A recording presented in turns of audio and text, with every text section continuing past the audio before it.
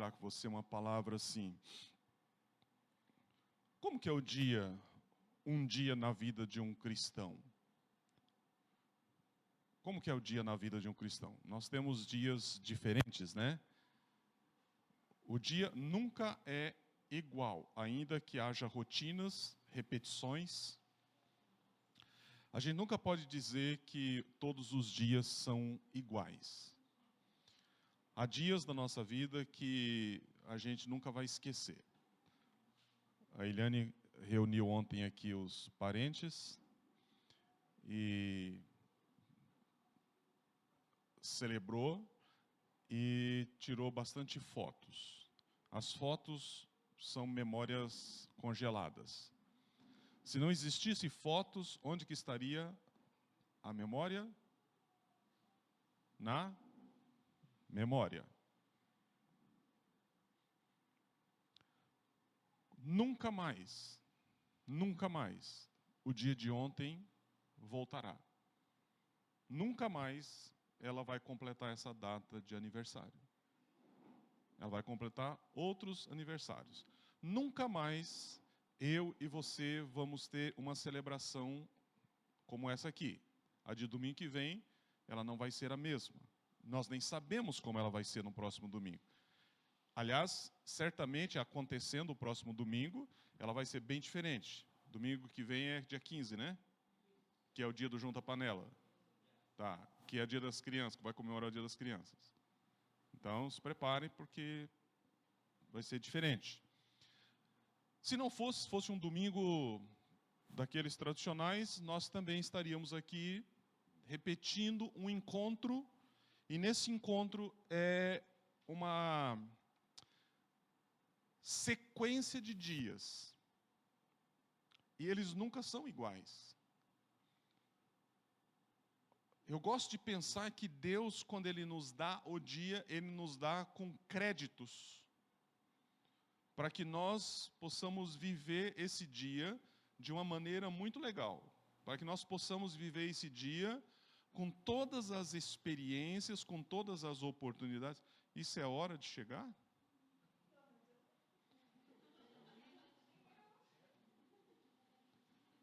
Mas eu vou dizer, foi só fazer oração e ela chegou. Gente, oração poderosa.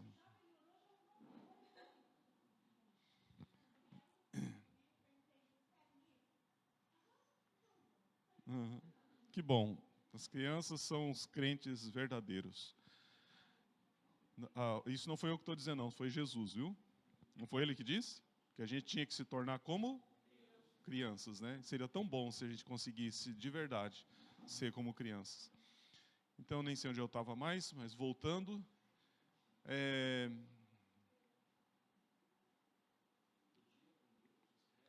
Aos créditos, né? Quando Ele nos dá esse dia com todos os créditos para a gente viver as experiências que Deus tem para nós.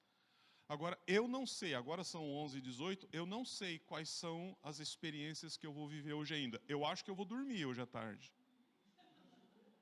Está chovendo, propício, meio cansado da semana, tal. É possível, mas pode acontecer tantas coisas para mim e para vocês, não é?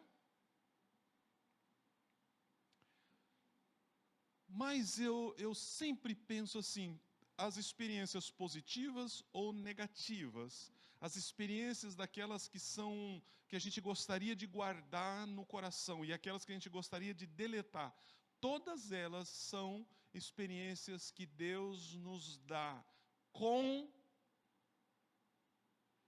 propósito. Quantas vezes vocês estão ouvindo aqui nos últimos 2 anos essa palavra? E eu vou morrer falando isso. Por quê? Porque nada na vida de um cristão, nada no dia de um filho de Deus é por acaso. Eu não estou dizendo que Deus é um Deus determinista. Eu não estou dizendo que Deus é um Deus que delineia um dia, escreve um script e diz assim, vá. Por quê? Porque Ele nos criou com poder de decisão. Deus nos criou com livre-arbítrio. Então, nós temos como escolher. E dentro desse dia novo que Deus nos dá, ou dentro dos dias que Deus nos dá, a primeira coisa que qualquer um de nós deveria entender que a gente vai buscar é: Senhor, qual é a sua vontade? A sua vontade para a minha vida hoje, a sua vontade para a minha vida essa semana, a sua vontade para a minha vida esse ano, a sua vontade para a minha vida para sempre. Senhor, eu não quero viver um dia, uma semana, um mês, um ano e uma vida sem saber o seu propósito, a sua vontade. Gente, viver uma vida sem saber a vontade de Deus é muito triste. Na oração que Jesus ensinou, Jesus, o próprio Filho de Deus, na oração que ele nos ensinou, ele disse que nós teríamos que saber qual era a seja feito a sua vontade. Onde? No céu e na terra. Ligamos no céu e na terra a vontade de Deus.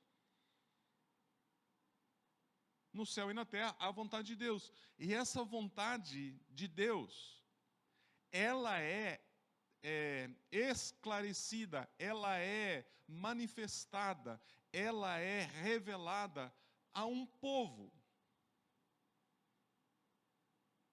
sobre a terra.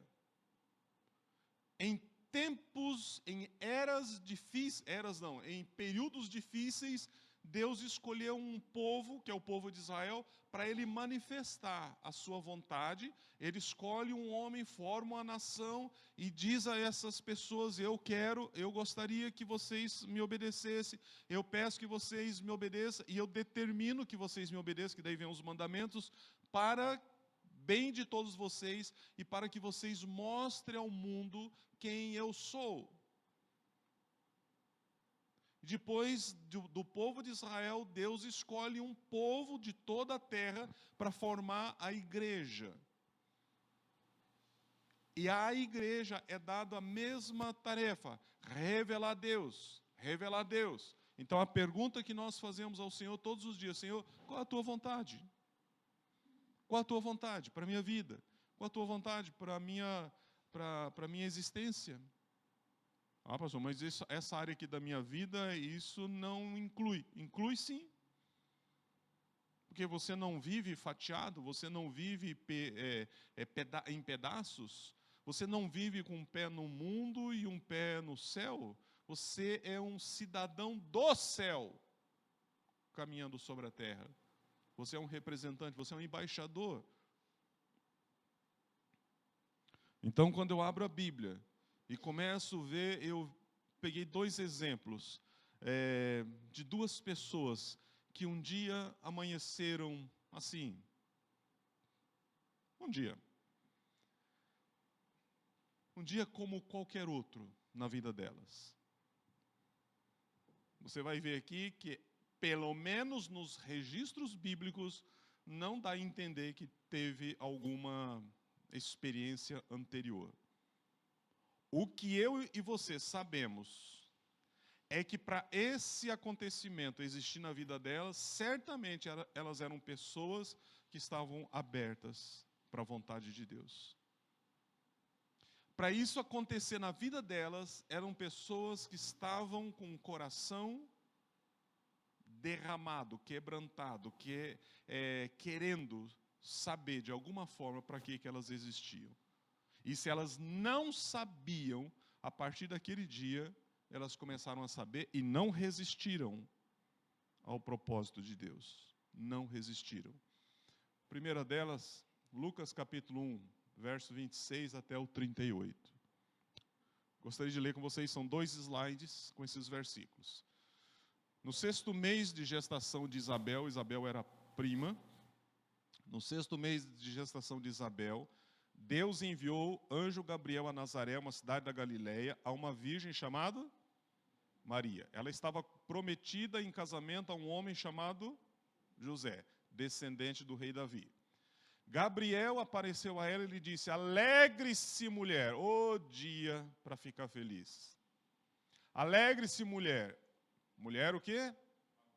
favorecida. A outra versão diz agraciada. Agraciada é a mesma coisa, favorecida. Alegre-se, mulher. Não diz aqui por que essa expressão foi usada. Se ela estava triste, se ela estava sentada, pensativa, se ela estava pensando no casamento, como ela estava. O fato é que o anjo chega e diz: alegre-se, favorecida, alegre-se, agraciada, alegre-se, mulher. Alegre-se. Por quê? O Senhor está com você. Confusa, natural, não é?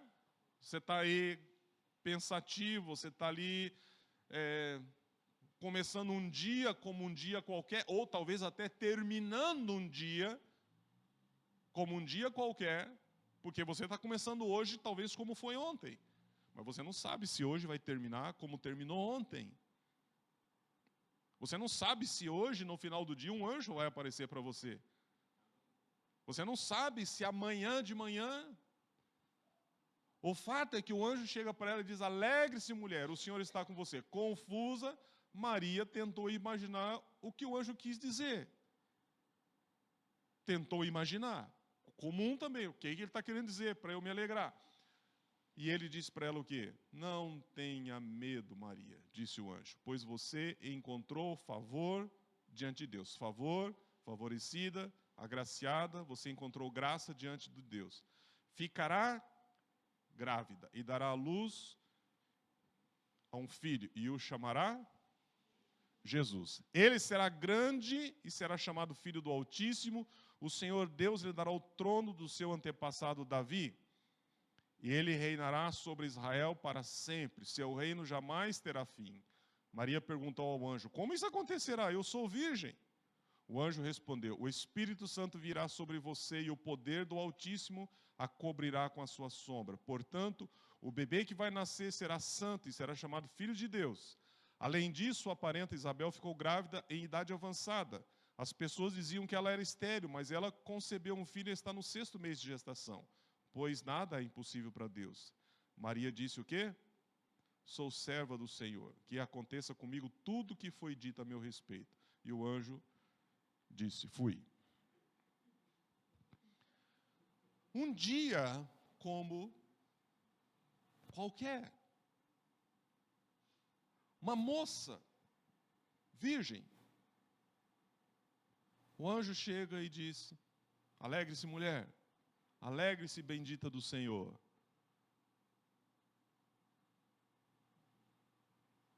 E ela pensa: o que ele está querendo dizer? E nisso, veja, o anjo, para ele dar essa palavra, ele percebe que dentro dela, aquilo que era uma certa confusão, uma certa ansiedade, começa a se tornar medo. Então eu digo para você, possivelmente, quando você ouve algumas coisas da palavra de Deus, é possível que você tenha ansiedade, é possível que você tenha dúvida, é possível que você fique perguntando o que significa isso. É possível que você tenha medo de tomar decisão, é possível. Mas aqui é o mesmo que vem para falar com você, e é o Espírito Santo de Deus, hoje não é anjo que vem.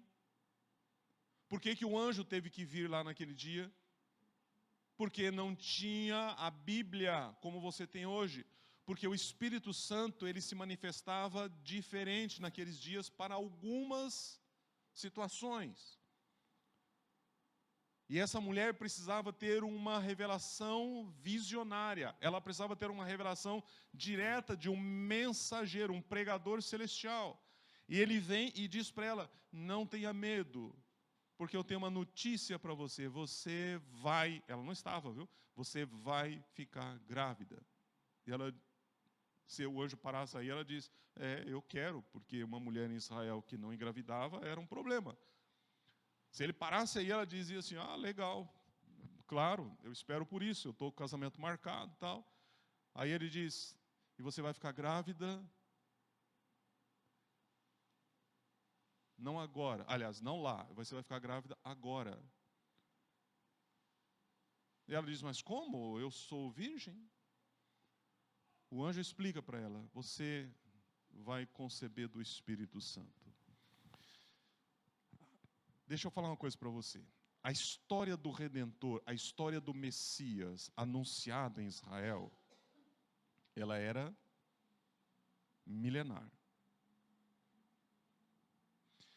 A história do Redentor, do Messias que virá, toda a família israelita sabia. As praticantes, aquelas mais achegadas a Deus, muito mais. E a família de José e Maria, certamente, mais ainda. Nos últimos 400 anos da história de Israel, eles não tinham tido profetas. Gente, 400 anos. Quantos anos tem o descobrimento do Brasil? 500 e alguma coisa. Então imagina quanto tempo que não se levantava um profeta na história de Israel. Aquele profeta que vinha como no passado.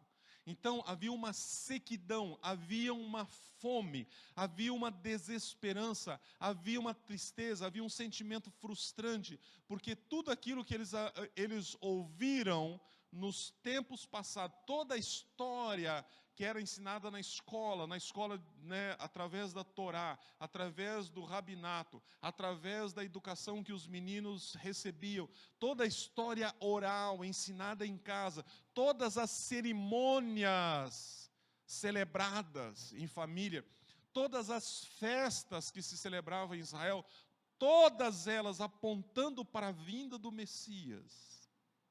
Mas como que virá esse Messias? Aí abria lá em Isaías e dizia, ele vem assim, ele vem desse jeito. Abria um pouquinho do profeta, em resumo, vem de uma mulher. Portanto, pode ser qualquer uma de nós, mulheres. Pensava-se as mulheres. Aí a Maria recebe esse recado. Dentre milhares, ela é a escolhida. Dentre milhares, a improvável, porque não era princesa, não era da nobreza, essa mensagem não foi trazida num palácio.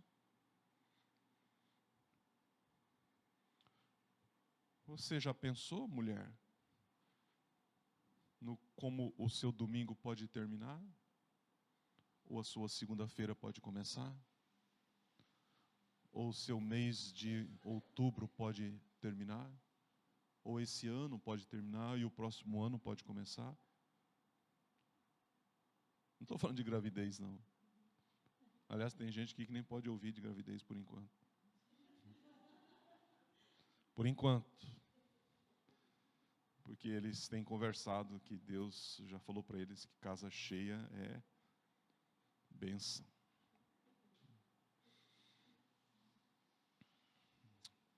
E não se mata projetos de Deus.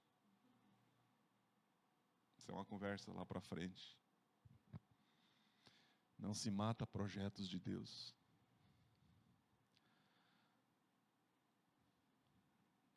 E o restante da história todos vocês conhecem.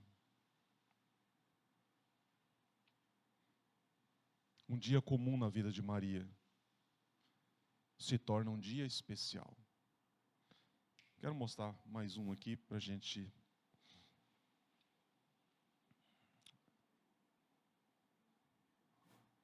Vocês conhecem bem, né? Saul pisou na bola. Era o primeiro rei que Israel tanto queria, tanto queria, tanto queria. E pediram a Deus, e Deus falou para Samuel, pode ungir esse homem que o povo está querendo. E Saul foi ungido rei de Israel. Passado um tempo, ele desviou o coração dele de Deus. E desviou tanto que Deus se irritou com ele, porque um dia ele ocupou o lugar do profeta Samuel. Olha que coisa interessante. Deus chama pessoas para propósitos. Deus define propósitos. No caso de Israel, o rei era rei. o sacerdote era sacerdote, o profeta é profeta, o juiz era juiz. Para Samuel, Deus deu o ministério de profeta, Deus deu o ministério de sacerdote. Deus deu o ministério de juiz. E Saul, mesmo sendo rei, ele tinha que estar debaixo da liderança espiritual de Samuel. Mas um dia ele disse: eu sou rei. O rei manda em tudo. Ele é o primeiro rei. De alguma forma ele estava copiando histórias dos reis vizinhos. E ele ocupou o lugar que seria de Samuel num sacrifício. E Deus disse: não. Samuel, vai na casa do belemita Jessé e você vai fazer o seguinte: você vai ungir um homem, rei. O Samuel disse: Saul está muito bravo. Como que eu vou lá? Ungir alguém? Como que eu vou lá? Deus diz: você vai fazer um sacrifício. E aí, irmãos, eu gosto muito que Deus não fica dizendo para nós assim. Primeiro, Deus não diz para você: vai lá e minta que você não vai fazer. Não, Deus não é de mentira. Deus também não diz assim: conta uma história assim, assim, assim. Deus não diz isso. Deus só fala assim: chega lá e diz que você foi fazer um sacrifício e pronto. Porque no sacrifício você vai fazer a unção do homem. E ele chega na casa do Jessé com uma ovelha carregando, e o Jessé: o que foi? O que aconteceu?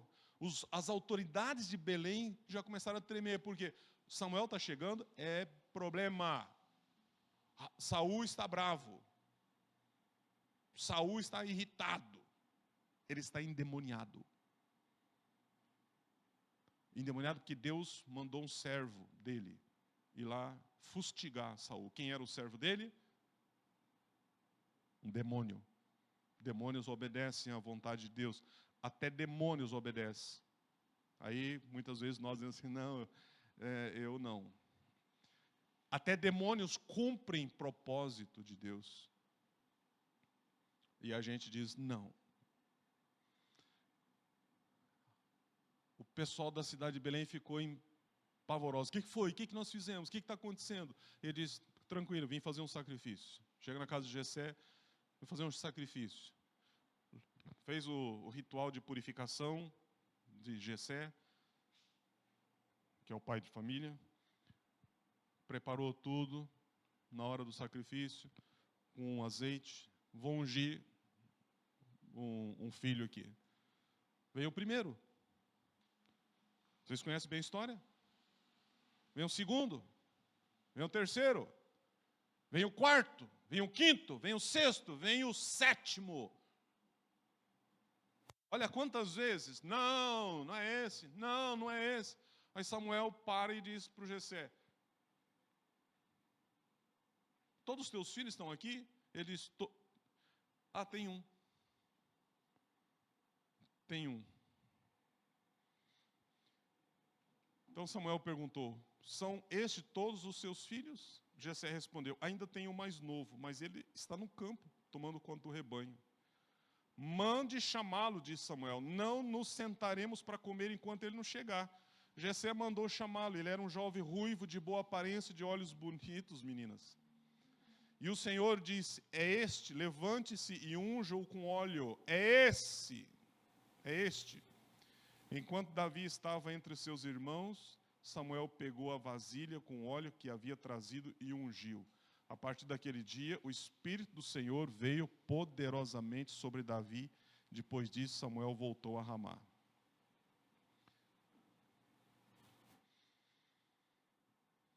Simples, não é?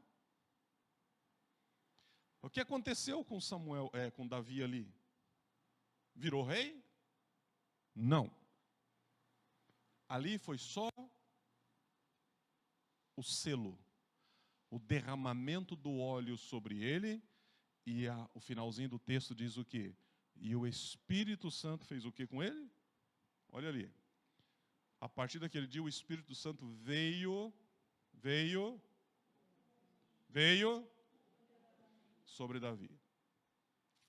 Lembra, o Espírito Santo, na era do Velho Testamento, ele não habitava permanentemente na pessoa.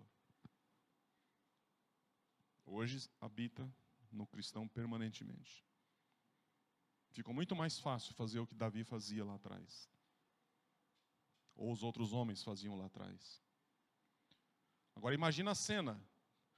Davi levanta-se de manhã, pega as suas coisas, pega a sua harpa, pega o seu cajado de pastor e diz, hoje vai acontecer um negócio bem legal lá em casa e o pessoal vai ter que me engolir.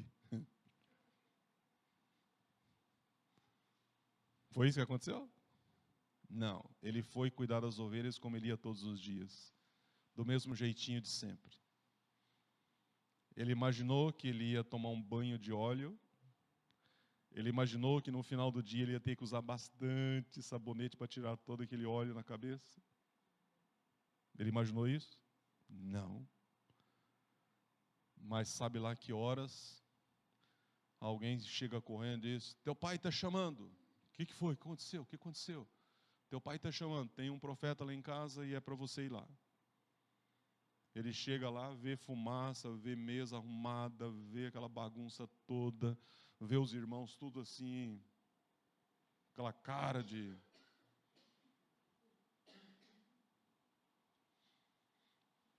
Beleza, não tem cerimônia especial diante dos olhos de ninguém. Está dizendo aí que enquanto as coisas estão acontecendo, o pessoal está ali conversando e tal, de repente, é esse, então só pode ser. Ele simplesmente pega o cântaro e chega. Deus não falou nada. E ele começa a virar, Deus não falou nada.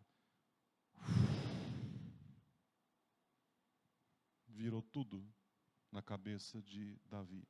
Davi, quietinho, os irmãos quase nem percebem. Ao natural, ele derrama óleo. Talvez Davi já estava, Samuel já estava pensando assim, putz, está na hora de ir embora, estou aqui ainda, né? Derrama o óleo, porque o resto é com Deus. Quando os outros olham, o homem está... Gente, não é óleo de oliva, do vidrinho, todo trabalhadinho, refinadinho, como a gente tem hoje, tá? Naqueles dias o negócio era mais bruto, denso.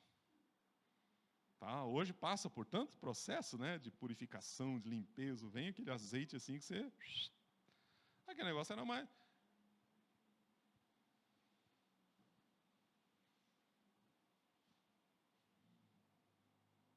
Se ele chegasse perto do fogo, incendiava.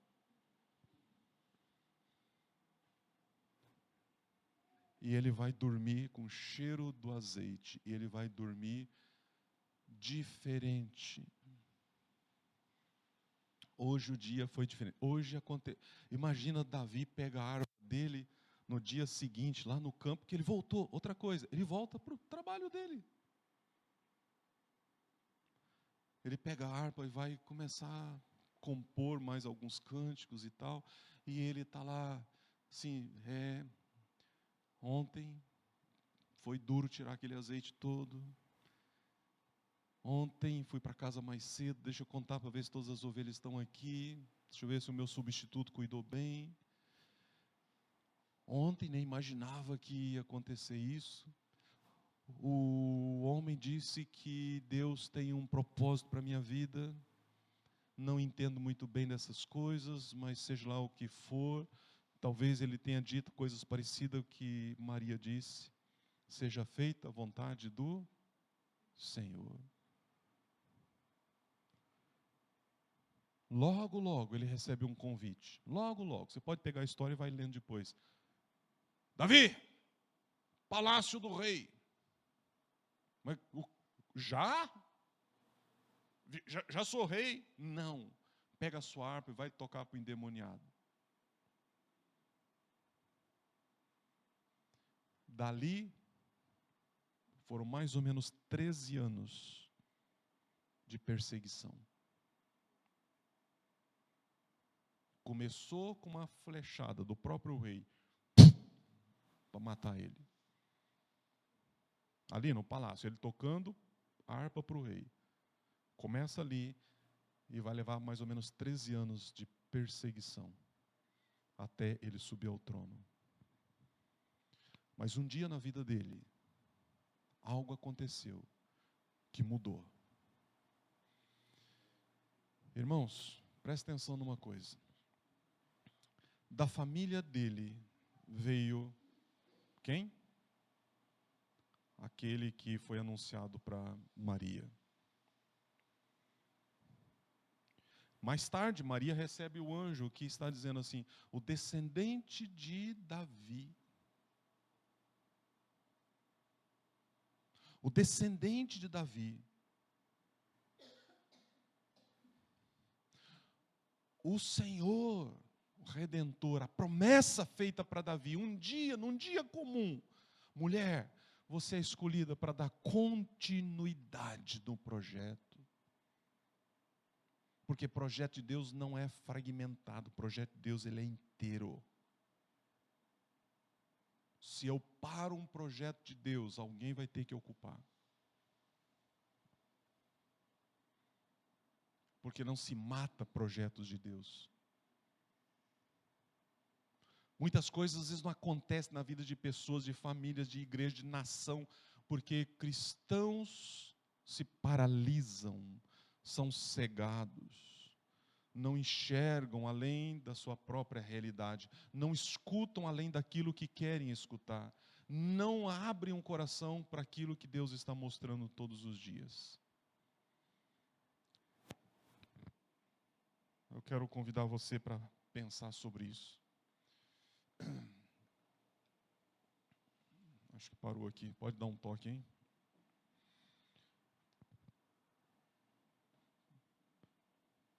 Qual foi o dia mais especial da sua vida?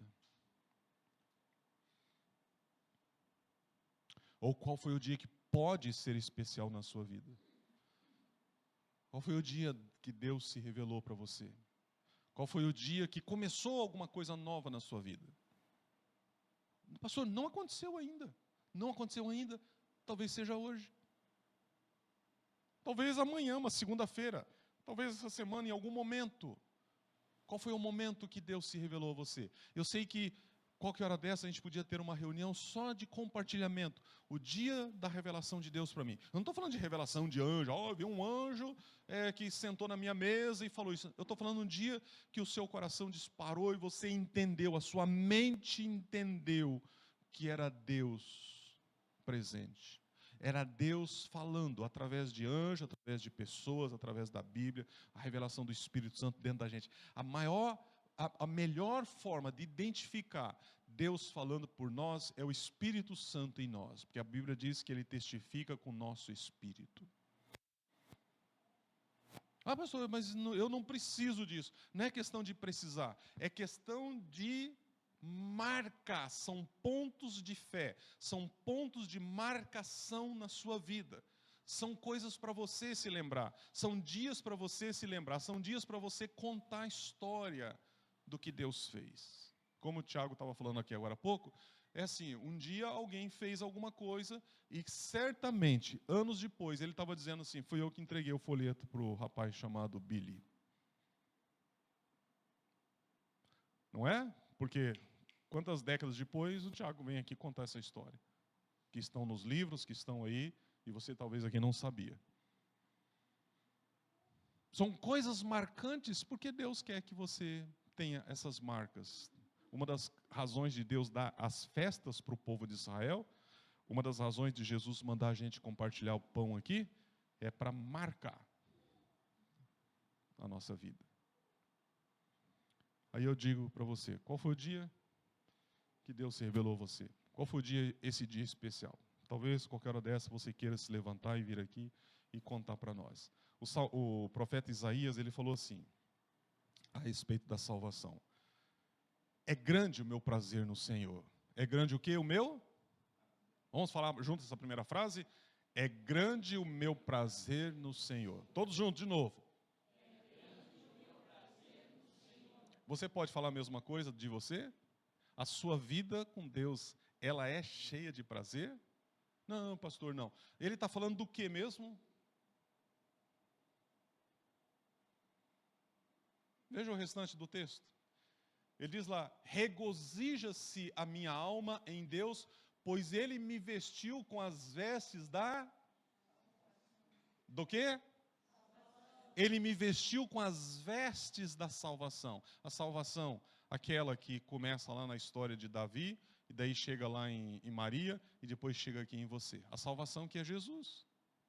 Ele me vestiu com as vestes da salvação e pôs sobre mim o manto da justiça. Como assim? Como assim? De que jeito? Igual o noivo. Qual o noivo que adorna a cabeça como um sacerdote? Igual a noiva que se enfeita com joias. Já viu um casal de noivos chegando no altar de qualquer jeito? Até tem uns que brincam um pouquinho com o casamento hoje em dia, que chega de bermuda, né? Todo jeitadão, então não tem nada errado aí. Mas um casamento, aquele casamento assim de cerimônia mesmo, a moça começa, sei lá quanto tempo, um ano antes, começa a se arrumar. Não estou falando, é brincadeira. É ou não é? Vai lá para fazer o teste da roupa um ano antes. E põe, olha, ajeita e tal. Nossa, acabou o tempo. Chama a Evelyn lá.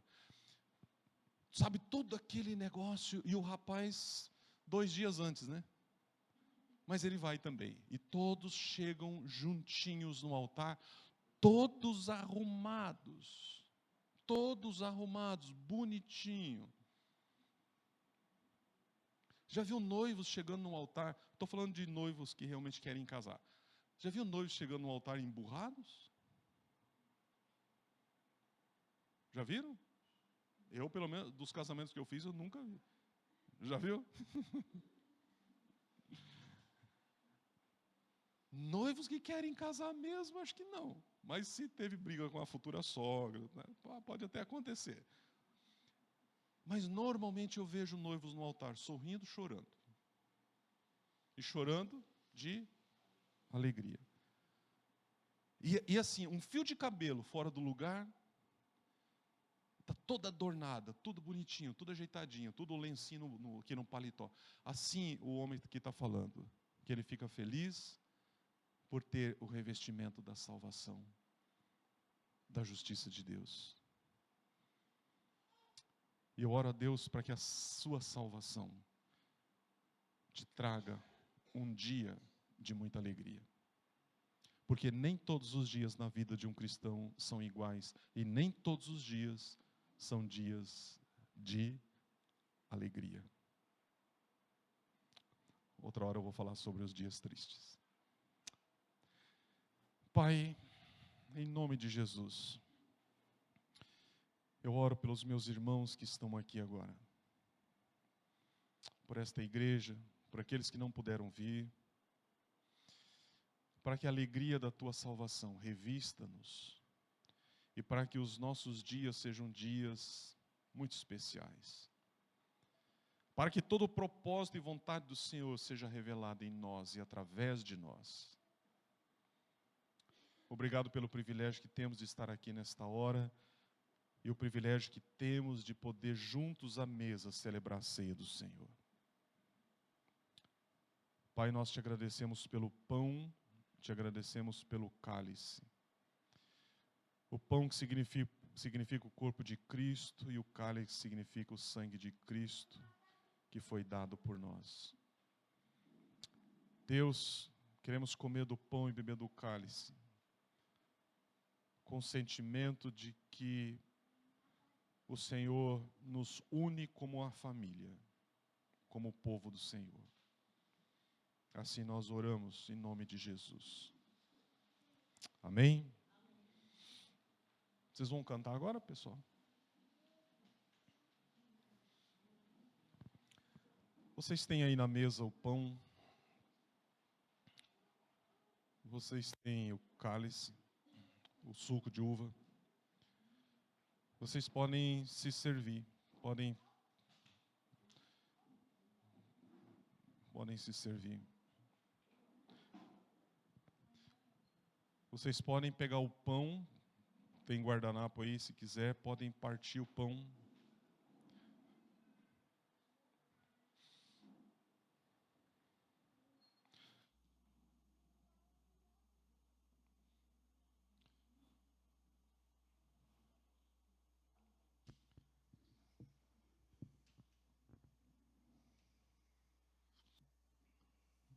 podem partir o pão. Você pode oferecer o pão para o seu irmão. O pão que você oferece para o seu irmão é Jesus.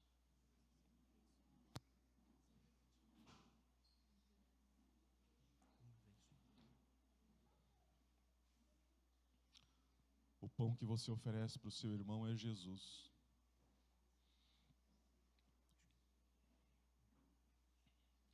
Nós vamos cantar uma estrofe do cântico. E aí vamos celebrar.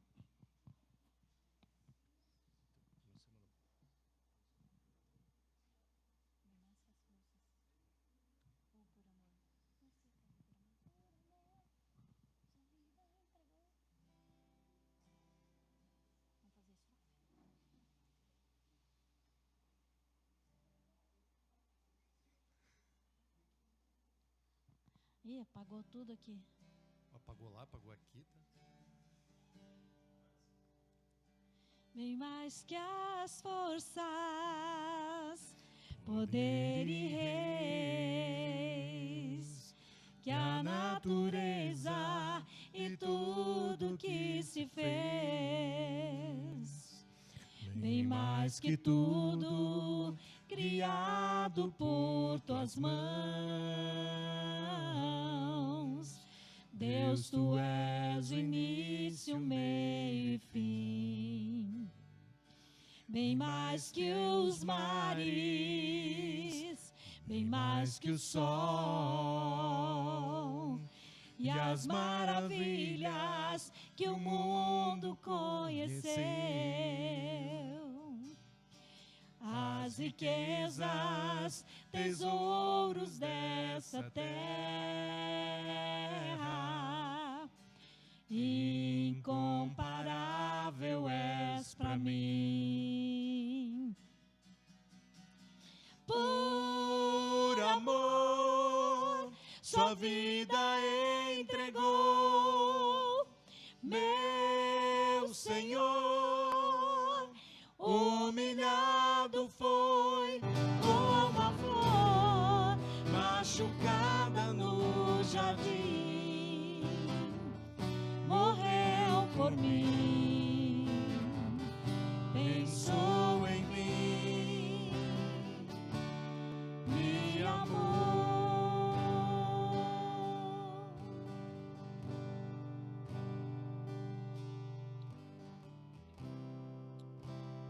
Com pão na mão, você vai lembrar o que o apóstolo Paulo ensinou à igreja. Ele disse as palavras de Jesus: este é o meu corpo, esse é o meu corpo, que é dado para cada um de vocês. Jesus à mesa, ele mostrou para os discípulos, ele apontou para os discípulos e disse: olha pessoal, isso aqui é o meu corpo, vocês vão comer de mim. E eles fizeram isso aquele dia, e depois Jesus ensinou eles a continuar fazendo. E hoje, milhares de anos depois, nós continuamos como igreja fazendo isso. E o apóstolo Paulo diz que nós fazemos isso em memória dele. Então nós vamos comer juntos em memória de Jesus.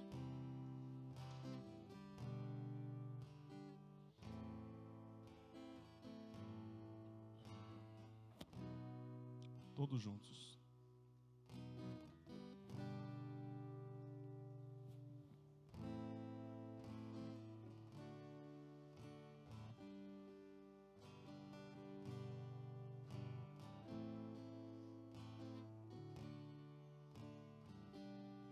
Depois que ele comeu o pão, depois que ele deu graças e comeu, ele pegou o cálice e disse: esse cálice é o meu sangue. Apontou para os discípulos e disse: isso aqui é o sangue que eu vou dar, eu vou derramar por vocês.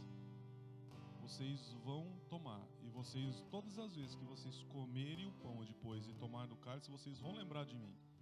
E vocês vão fazer isso sempre. Hoje, depois de milhares de anos que Jesus nos ensinou, nós tomamos o cálice em memória dele, todos juntos.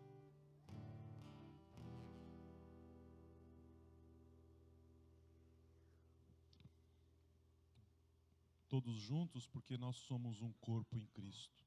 Nós somos unidade. Nós somos uma família. Por amor. Por amor, sua vida entregou, meu Senhor. Humilhado foi como a flor machucada no jardim. Morreu por mim, pensou em mim, me amou.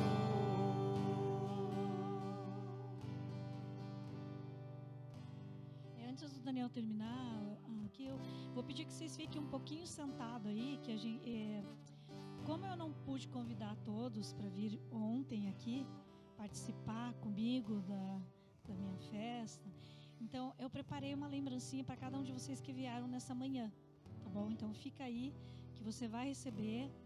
É uma forma de eu expressar um carinho e amor assim pela igreja, tá?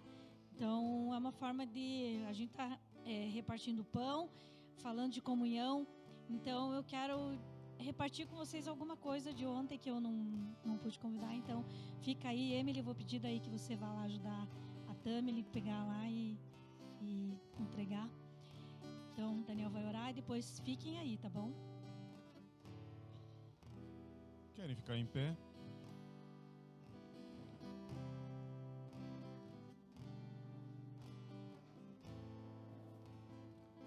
Estenda suas mãos. Que a graça do Senhor Jesus Cristo, o amor de Deus Pai e a comunhão do Espírito Santo esteja sobre a sua vida, sobre esta igreja, não apenas hoje, mas em todos os dias das nossas vidas até a volta de Jesus. Deus os abençoe, meus irmãos. Vão todos em paz. Até o nosso próximo encontro.